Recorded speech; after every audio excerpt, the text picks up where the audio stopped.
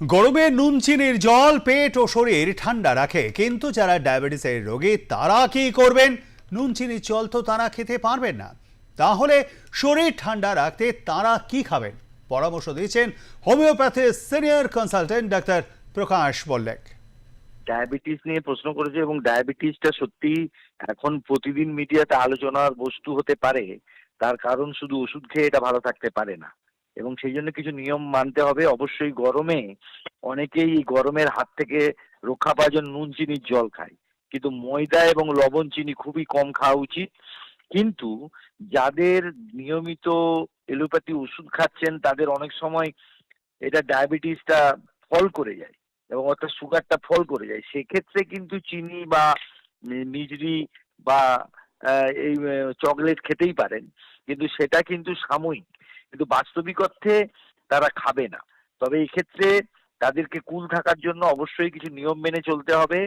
সেই নিয়মগুলো হলো যে তাকে সকালে ঘুম থেকে উঠতে হবে এবং সেই সঙ্গে সঙ্গে তারা নুন চিনি জল তো খাবেই না, তার সঙ্গে ফলমূল খেতে পারেন।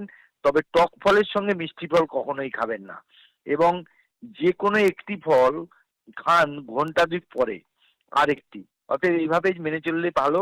আর তার সঙ্গে যেগুলো মানতে হবে, এক্ষেত্রে এই প্রসঙ্গের বাইরে গিয়েও বলছি যে নিমের নিমের কিন্তু নিমের ছাল খেতে পারেন, নিমের মানে নিমের জল খেতে পারেন, কচি পাতা নিমের ফুল, নিমের তেল খেতে পারেন।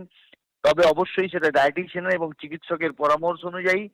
এছাড়াও গ্রীষ্মকালে যে ফলটা ডায়াবেটিসের জন্য খুব উপকারী সেটা হলো কালো জাম, এবং অনেকেই জানেন না যে কালো জামের বিচিকে যদি গুঁড়ো করে খাওয়া যায় ডায়াবেটিস নিয়ন্ত্রণে রাখা যায়। আর করলা খেতে পারেন। আরেকটা ভালো জিনিস হচ্ছে কুলেখাড়া। কুলেখাড়ার মধ্যে থাকে ফ্ল্যানোনয়েডস, ট্যানিন এবং স্যাপেনিন জাতীয় উপাদান, রক্তে গ্লুকোজ কমাতে সাহায্য করে।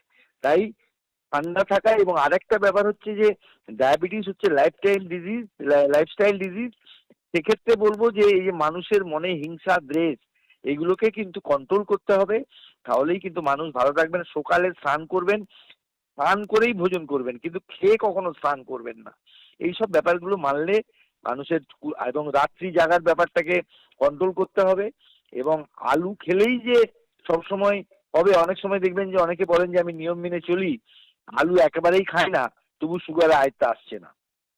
আলু বুঝি সুগার বৃদ্ধির জন্য দায়ী, তা কিন্তু মোটেই নয়। আলুকে দায়ী করে পার পাওয়া যায় না। আসলে আমাদের লাইফস্টাইল চেঞ্জ করতে হবে। আর আপনি চিনি জল খেতেই পারেন, কিন্তু যখন ফল করবে সামান্য খেতে পারেন, কিন্তু নিয়ম করে প্রতিদিন যদি খান তার ফল কিন্তু ভয়াবহ হবে।